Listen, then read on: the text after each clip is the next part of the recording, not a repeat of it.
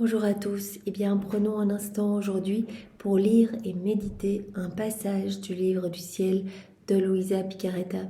Au nom du Père qui m'a créé, du Fils qui m'a sauvé et du Saint-Esprit qui me sanctifie. Amen. Jésus, je m'immerge en toi, dans ta divine volonté, dans ton acte unique et éternel d'amour.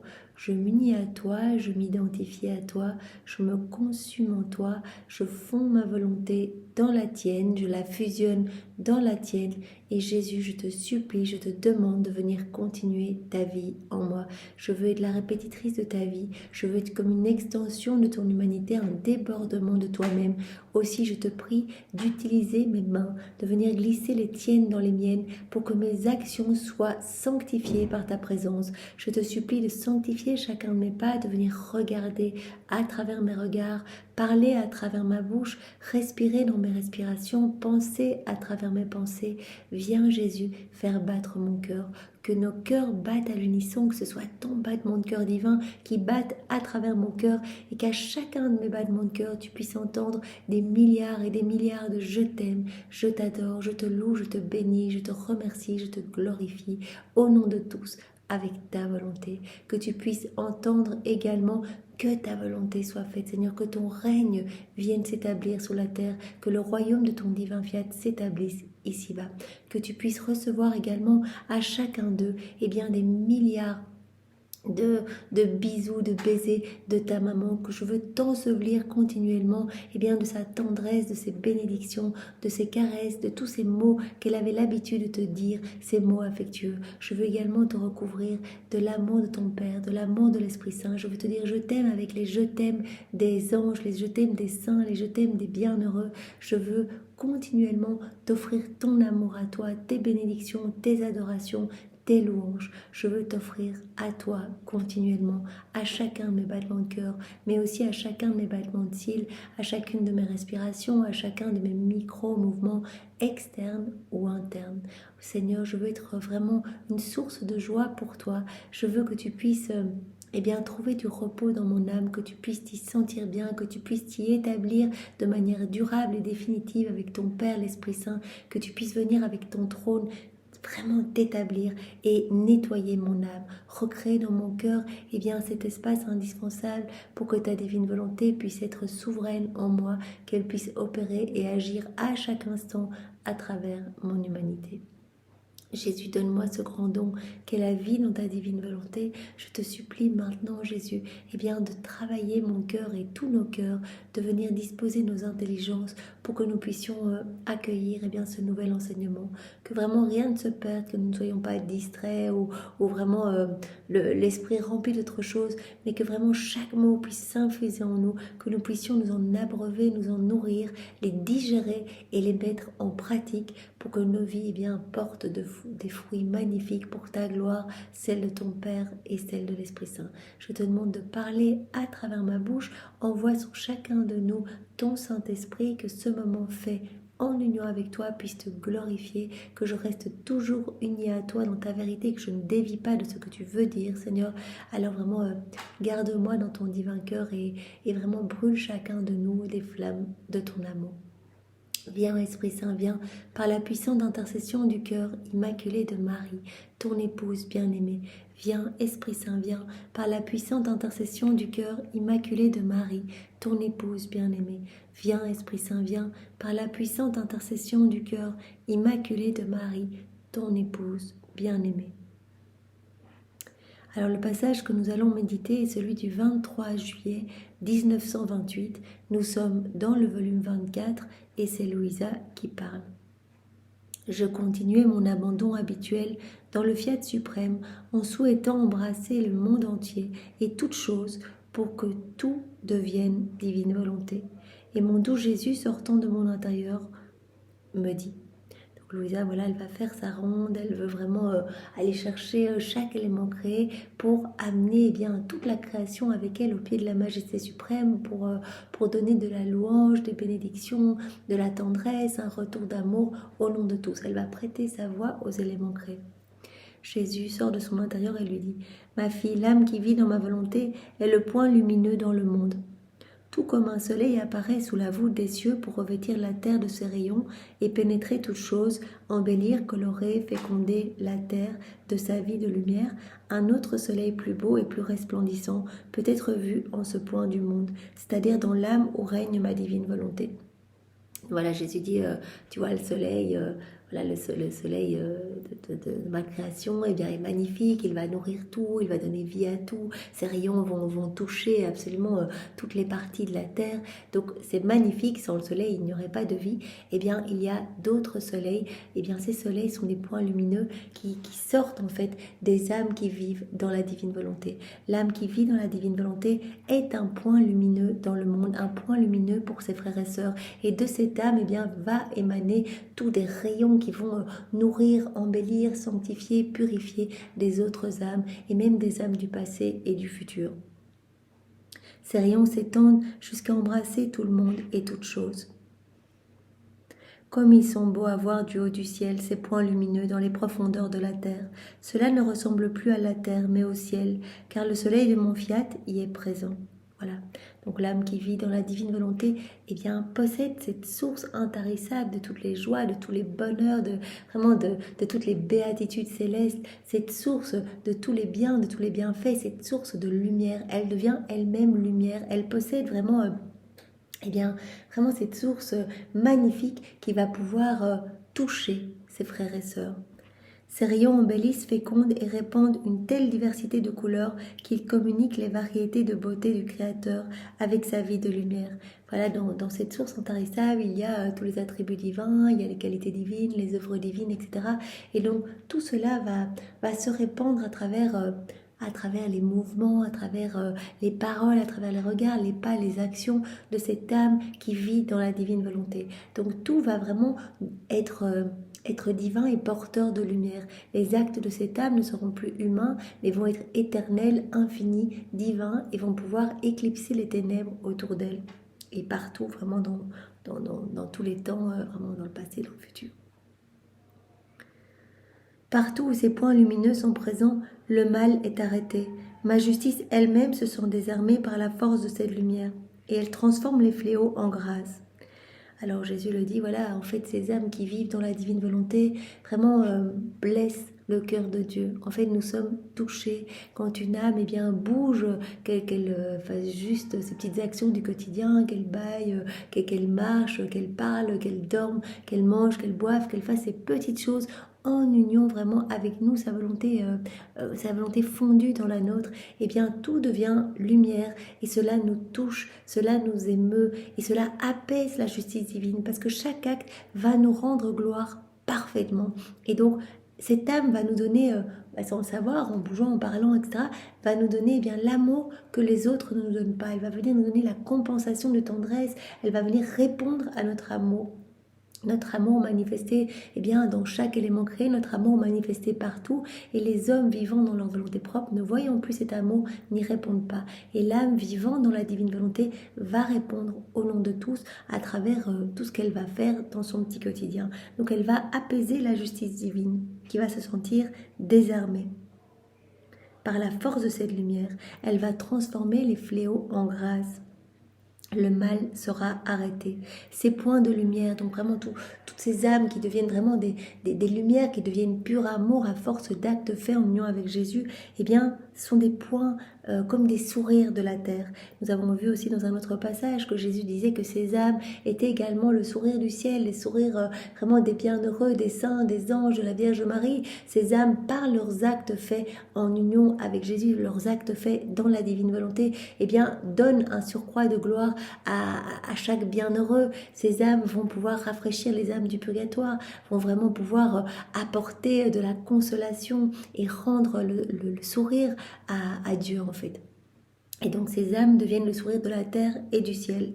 Leur lumière est annonciatrice et porteuse de paix, de beauté, de sainteté, de vie qui ne meurt jamais. Voilà, à chaque acte, c'est un nouveau soleil. Jésus dit, chaque acte fait dans la divine volonté est une vie divine.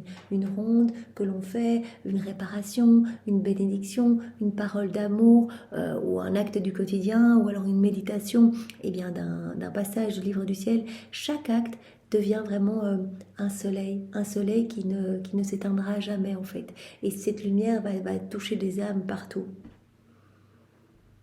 Leur lumière est annonciatrice et porteuse de paix, de beauté, de sainteté, de vie qui ne meurt jamais. Ils peuvent être appelés les points heureux de la terre. Car en eux se trouve la lumière qui ne faiblit jamais, la vie qui toujours s'élève, tandis que là où ces points lumineux ne sont pas présents, la terre est obscure. Et s'il se fait quelque bien, c'est comme ces petites lumières qui n'ont pas de rayon, parce que la source de la lumière est absente de ce bien. Et il n'y a par conséquent ni la force ni la vertu pour s'étendre ou se répandre. Donc voilà, Jésus nous dit, quand une âme vit dans la divine volonté, elle devient elle-même une source lumineuse puisqu'elle va posséder cette source de lumière, cette source de toutes les joies, etc. Elle va devenir elle-même voilà, une source intarissable et vraiment à travers elle, l'amour de Jésus va se déverser, etc. Elle va venir toucher les cœurs, en sanctifier, en convertir, etc. Mais par contre, là où ne règne pas la divine volonté dans les cœurs, où ne règne pas la divine volonté, où la divine volonté n'est pas souveraine, donc des cœurs remplis de leur volonté propre, eh bien il n'y a que ténèbres, il n'y a que noirceur.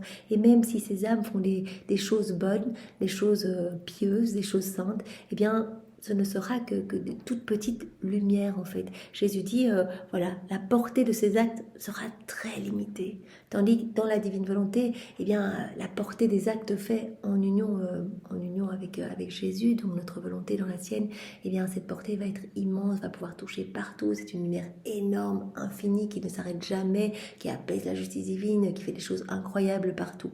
Donc Jésus dit, il y a une grande différence, vraiment là où ne règne pas ma volonté, eh bien vraiment la portée est vraiment très limitée. C'est comme si c'était une petite allumette face à un soleil en fait. Donc voilà ce que Jésus nous dit. Comme la source est absente, cette source vraiment de lumière, d'amour est absente dans l'âme qui vit dans sa volonté propre, ces lumières sont sujettes à s'éteindre, même s'il y a des actes qui sont faits, vraiment des actes bons, eh bien Jésus dit il y a toujours vraiment une part d'intérêt personnel, et donc vraiment en fait ce sont des petites lumières qui vont être appelées à s'éteindre. Et la terre demeure obscurcie, comme enterrée dans une obscurité épaisse, parce que la volonté humaine est annonciatrice et porteuse de maux. La volonté humaine, c'est elle qui amène tous les maux, les vices, les iniquités, les maladies, etc. Donc la volonté humaine, elle est annonciatrice et porteuse de maux, alors que la divine volonté est porteuse de paix, est porteuse de lumière, est porteuse d'amour. Voilà, donc la volonté humaine est annonciatrice de troubles, de désordres et d'autres choses semblables. On l'a vu à la chute d'Adam, et bien tout ce qui s'en est suivi. Voilà, Adam qui était vraiment magnifique, un enfant de lumière, qui avait tout, qui était bien, qui était heureux, qui était vraiment continuellement en communication avec son Créateur. Et bien, quand il a quitté la divine volonté, c'était la catastrophe. Il a commencé à avoir peur de tout, il a commencé à tomber malade, à se sentir mal, à se voir nu, etc. Et puis on découlait tout ce que nous connaissons aujourd'hui.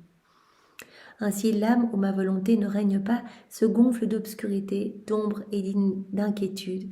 Et si elle fait quelque bien, c'est un bien qui est couvert de brouillard. Voilà. Puisque vraiment le bien qui va être fait vraiment à la force du poignet, avec notre volonté propre, exercice de vertu, etc. Et en fait, c'est un bien qui sera qu'une toute petite lumière, mais encore qui va être un petit peu recouvert d'un épais brouillard. Son air est toujours malsain, ses fruits verts et sa beauté flétrie. Voilà, quand on vit dans nos volontés propres, eh bien Jésus dit, on étouffe cette vie divine, toute cette lumière dans notre âme, on étouffe cela, et donc dans notre âme, eh bien l'air est un peu malsain. Voilà, comme un corps qui n'a plus de vie, eh bien commence à sentir mauvais, à se putréfier, à se décomposer.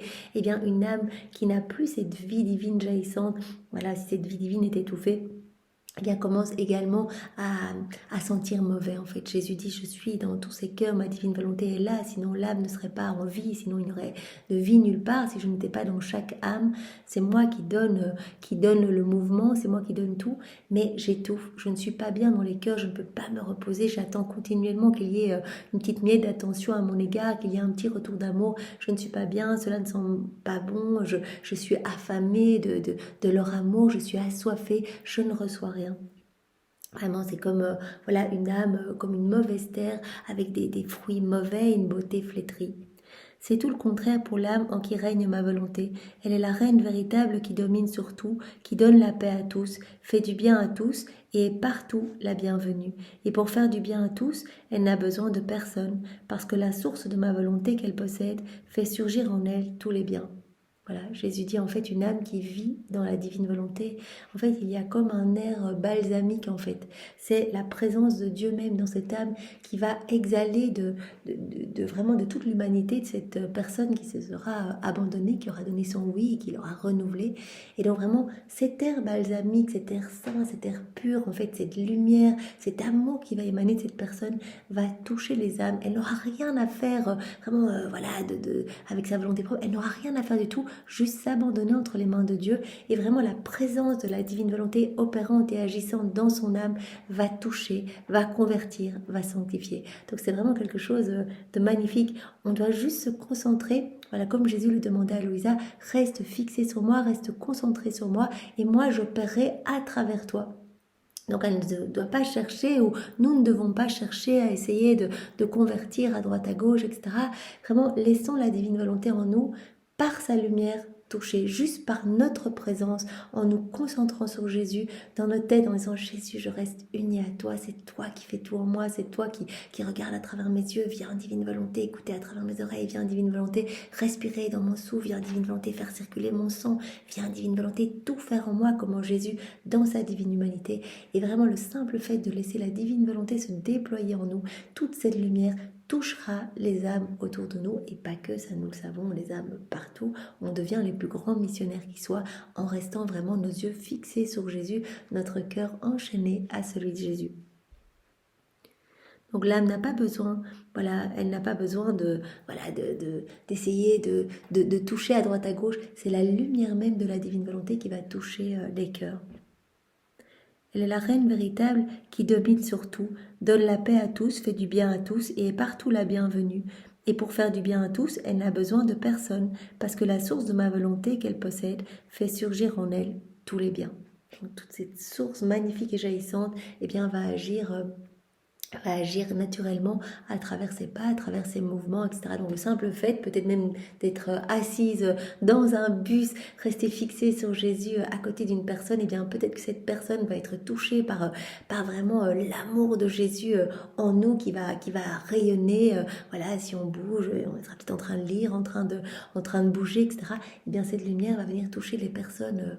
Voilà, dans le bus par exemple, ou des personnes partout, beaucoup plus loin bien sûr, puisque la portée est illimitée. Je continuais alors ma ronde dans la divine volonté pour apporter à mon Créateur toutes les choses créées, les cieux, le soleil et toutes choses. Voilà comme elle faisait au début de ce passage, en adoration profonde envers mon Dieu, et pour pouvoir lui dire « Tu m'as donné les cieux, les étoiles, le soleil, la mer, et mon amour te rapporte tout en retour. » Donc voilà, elle veut vraiment toujours, Louisa, puisque Jésus lui a enseigné de faire comme cela, répondre à l'amour de Dieu. Elle dit en fait, tout a été fait pour moi, tout a été fait pour l'homme, tout a été fait pour l'âme vivante dans la divine volonté, les cieux, le soleil, la mer, toute la beauté de tous ces paysages multiples, vraiment tous ces délicieux parfums, ces saveurs délicieuses, eh bien tout a été fait pour moi. Je veux te rendre de l'amour, je veux manifester et placer mes je t'aime sur chaque élément créé pour répondre à ton amour. Et je pensais à cela lorsque mon doux Jésus me dit « Ma fille, ah oui, j'ai créé toutes choses pour vous et je vous ai tout donné. Pour chaque chose créée, j'ai d'abord pensé à vous en faire don et ensuite je l'ai sorti. » Donc Jésus, voilà, une fois de plus, explique à Louisa bien, combien tout a été fait par amour pour l'homme. Vraiment, dès le départ, au moment de la création, bien, l'homme était vraiment le petit roi de la création. Dieu n'avait pas besoin de toutes ces merveilles. Tout a été fait vraiment en cadeau pour que l'homme se rappelle continuellement de l'amour de Dieu et puisse y répondre. Comme Jésus nous l'a dit il y a quelques jours et encore hier, il nous a parlé de ces trois puissances de l'âme. Il a vraiment insufflé dans notre âme, bien, trois puissances, trois soleils. Donc vraiment, il nous a donné notre volonté pour qu'elle reste toujours en communication avec la volonté du Père. Il nous a donné notre intelligence pour qu'elle reste connectée bien, avec la sagesse de Jésus et notre mémoire pour que toujours nous nous rappelions de l'amour de Dieu pour nous. On a reçu ces trois puissances pour rester vraiment continuellement dans cette ressemblance avec notre Créateur. On a également reçu nos sens pour que vraiment tout nous pousse à aimer notre Créateur et à être dans cet cette harmonie d'amour, dans ce reflux d'amour avec notre Créateur. Donc vraiment pour que nous sentions et qu'à travers les parfums nous nous réjouissions et nous disions merci, je te loue, je te bénis, qu'à travers les délicieuses saveurs nous puissions louer et bénir, qu'à travers le toucher de textures douces, nous puissions remercier et demander cette douceur vraiment de Dieu.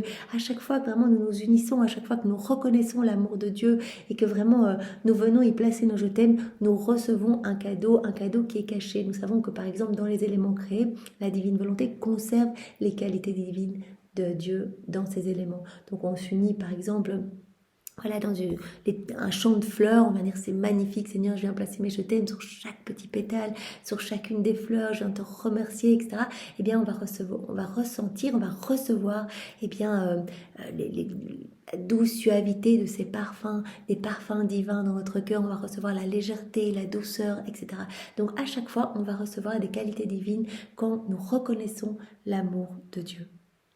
Jésus nous dit oui, j'ai tout créé par amour pour l'homme, j'ai tout fait par amour pour l'homme. J'ai d'abord pensé eh bien, à ce que j'allais donner avant d'en faire don. Et ensuite, j'ai sorti ces biens pour en faire le cadeau à mes enfants. Je vous ai fait tant de dons que vous n'aviez plus d'endroit où les mettre. Et mon amour, pour que vous ne soyez pas embarrassés, vous a donné l'espace où les placer, de sorte que profitant à votre gré tantôt d'une chose et tantôt d'une autre, vous ne soyez pas gênés, parce que chaque chose a sa place pour rester à votre disposition.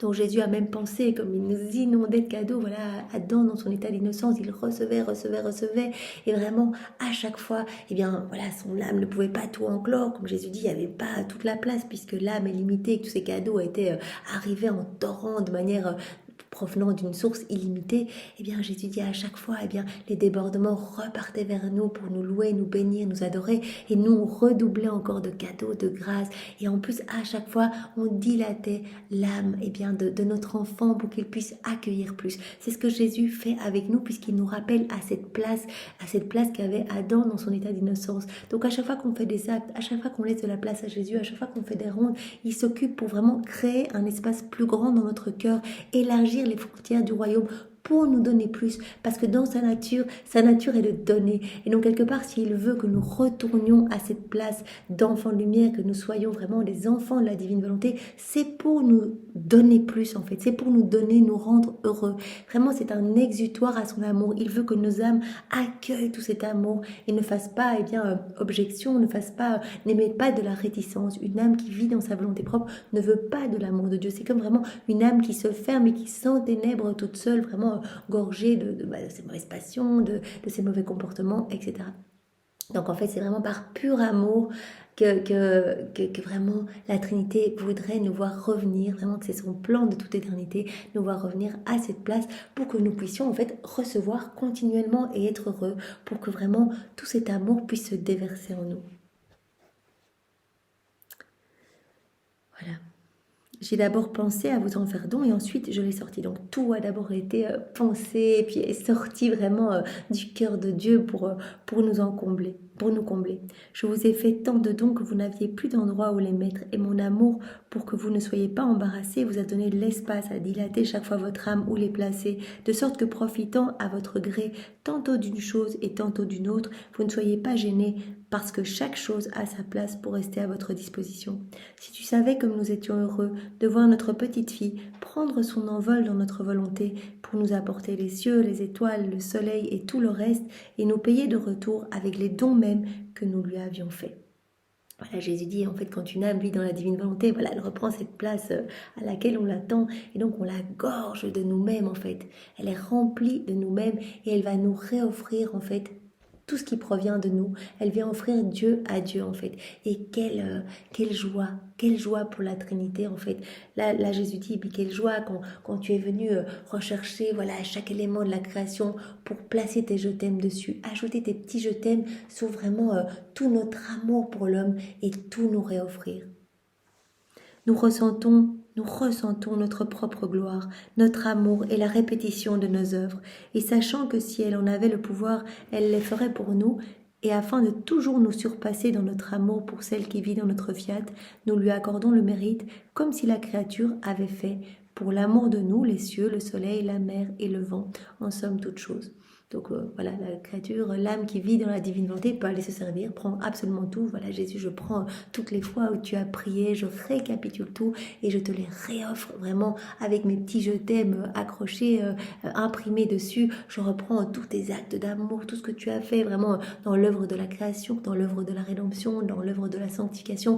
J'ajoute mes petits je t'aime, je te réoffre tout au nom de tous. Et en fait, Jésus dit, on a l'impression en fait que bon voilà, on l'offre Dieu à Dieu, donc on reçoit en fait notre propre gloire, notre amour, vraiment on ressent la répétition de nos œuvres et on va donner tout le mérite à cette âme qui nous offre cela, comme si c'était elle qui avait créé les cieux, le soleil, la mer pour nous offrir eh bien, des choses magnifiques et divines. Nous la récompensons comme si elle maintenait la création tout entière pour rendre gloire et nous dire qu'elle nous aime. Ma volonté aime tant celle qui vit en elle qu'il n'y a rien qu'elle ait fait ou qu'elle puisse faire dont elle ne dise à l'âme « faisons-le ensemble ». Voilà, dans la divine volonté, Jésus l'a déjà dit à de multiples reprises. Il n'y a plus, voilà, je fais les choses toute seule et voilà, c'est faisons ensemble. Il n'y a plus de je, mais ce sont des nous. Jésus, on va faire ça ensemble. Jésus, viens, on va marcher ensemble. Viens Jésus, je ne me mets pas dans les tiens, je fonds mes mains dans les tiennes, je coule mes regards dans les tiens. Il n'y a plus de je, mais ce n'est que des nous. Voilà, faisons-le ensemble afin de pouvoir dire ce que j'ai fait par amour pour elle.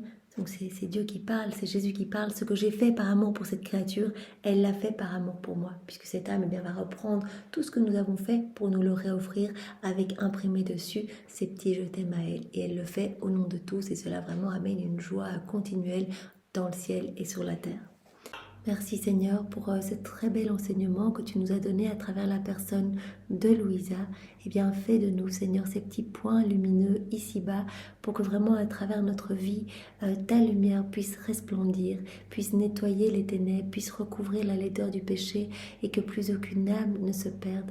Nous profitons de cet instant eh bien, pour te donner toute la gloire, l'amour, l'honneur, les adorations, les louanges que tu aurais dû recevoir des âmes perdues, des âmes eh bien, qui ont choisi délibérément de se détacher de ton cœur pour courir à la perdition. Nous voulons également te donner la gloire, l'amour, l'honneur, les adorations que tu aurais dû recevoir des hommes s'ils n'avaient pas choisi délibérément eh bien, de quitter ta divine volonté, s'ils n'avaient pas connu le péché. Alors je vous propose eh bien, de continuer avec le passage suivant, celui du 29 juillet 1928.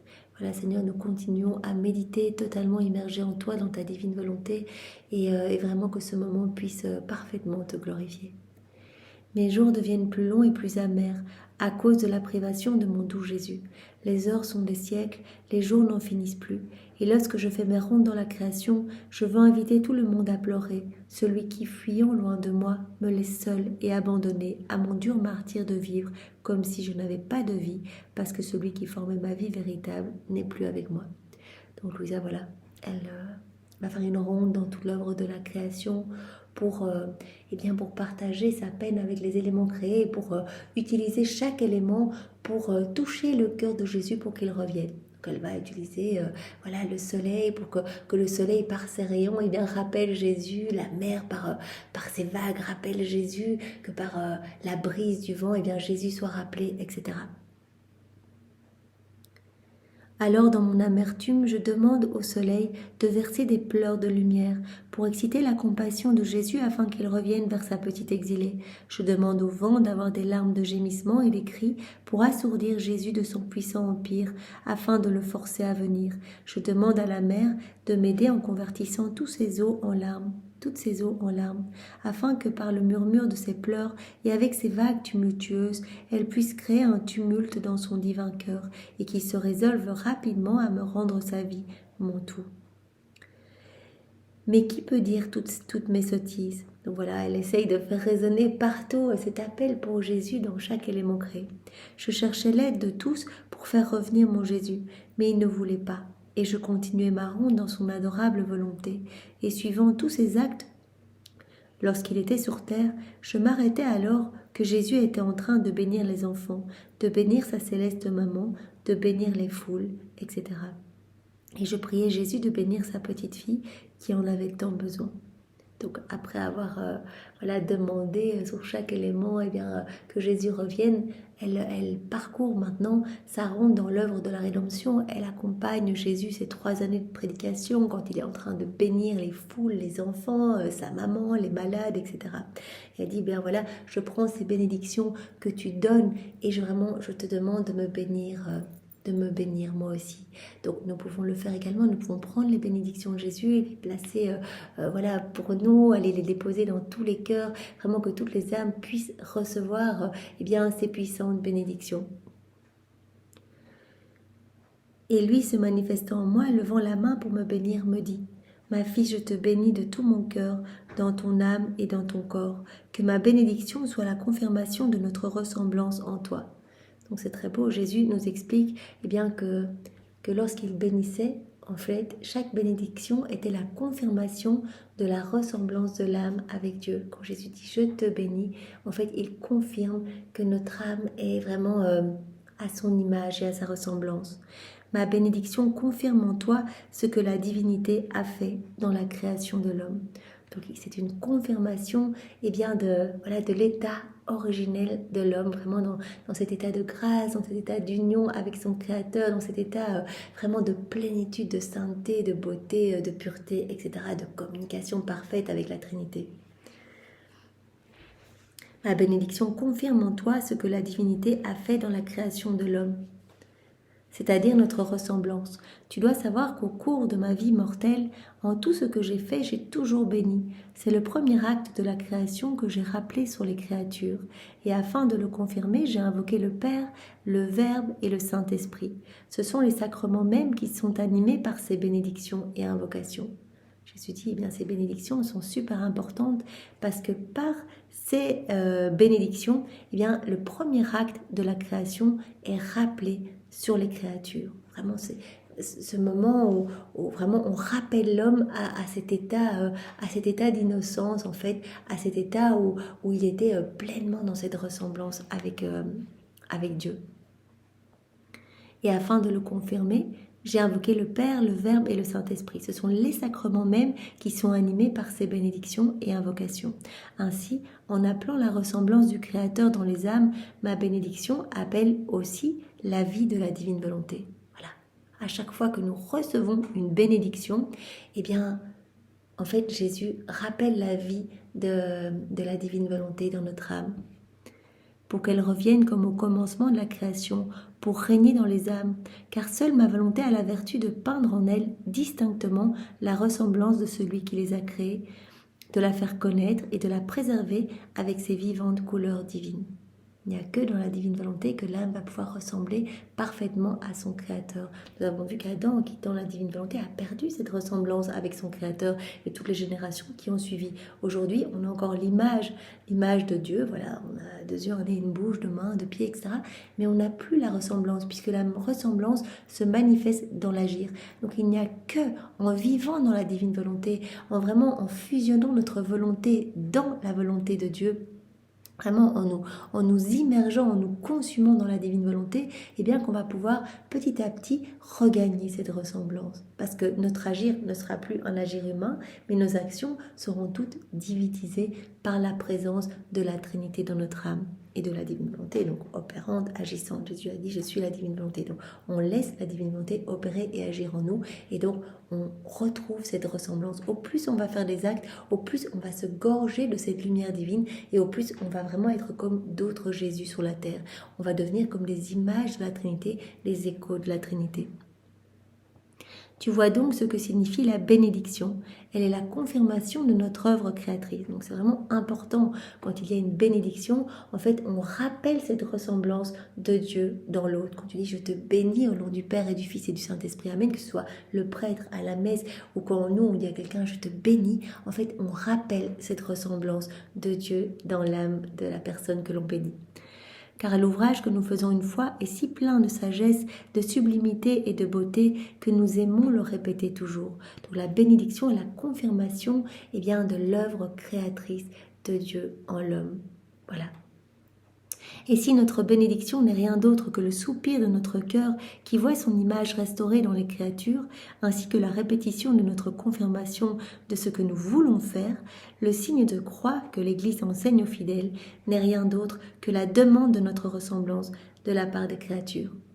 Donc la bénédiction, c'est une confirmation, vraiment, c'est comme si on rappelait la vie de la divine volonté dans l'âme, et quand l'âme fait son signe de croix, quand le prêtre dit « Je vous bénis au nom du Père et du Fils et du Saint-Esprit », et en même temps l'âme fait son signe de croix, en faisant son signe de croix, elle confirme qu'elle demande cette ressemblance.